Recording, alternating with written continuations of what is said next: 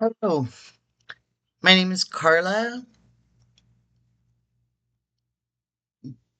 and today I'm going to share the reasons I chose to enter the behavioral health field and how ethical principles will guide me as I grow into my role as a paraprofessional.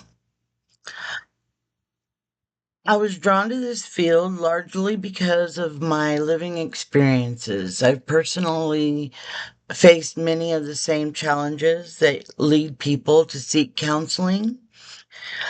These experiences shaped me and they gave me a deep sense of empathy and compassion.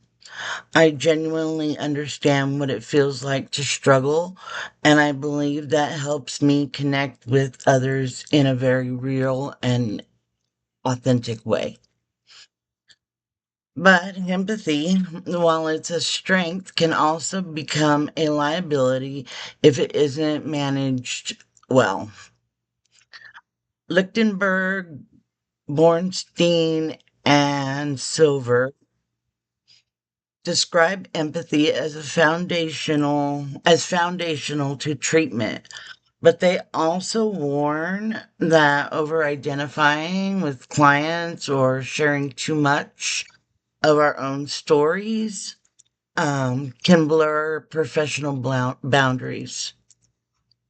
I know that I sometimes feel the urge, the need to share my experiences, to inspire hope, or to build trust, or to express a common bond.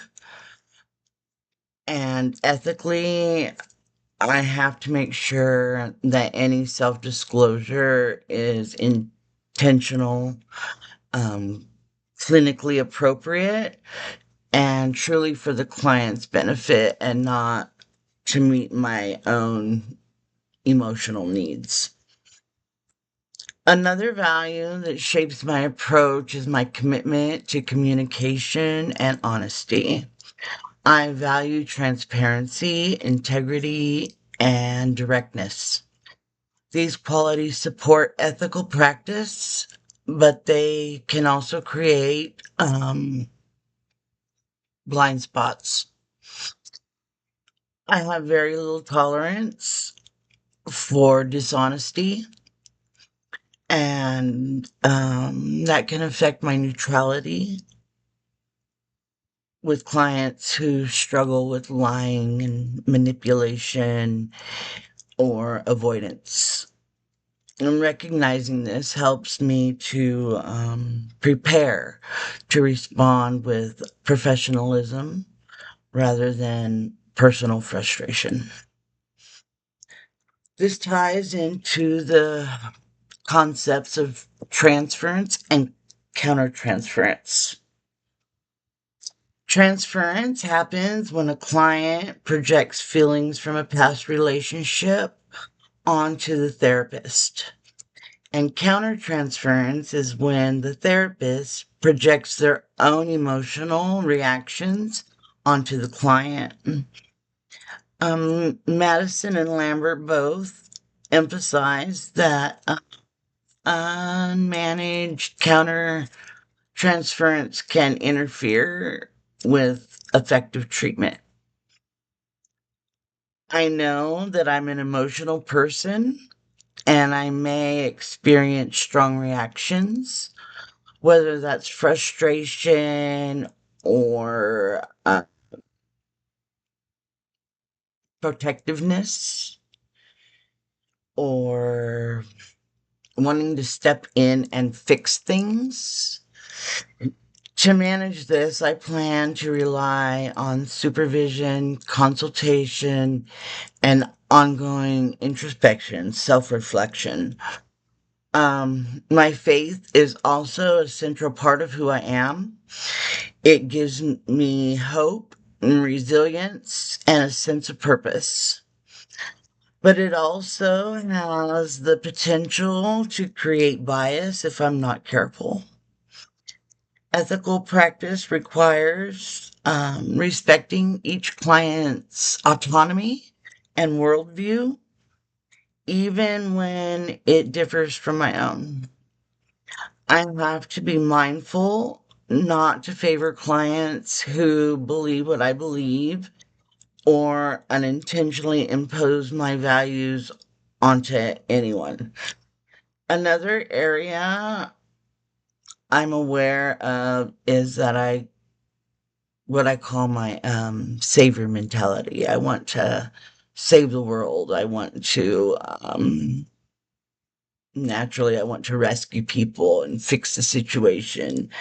And while that comes from compassion, it can actually create dependency or lead to burnout.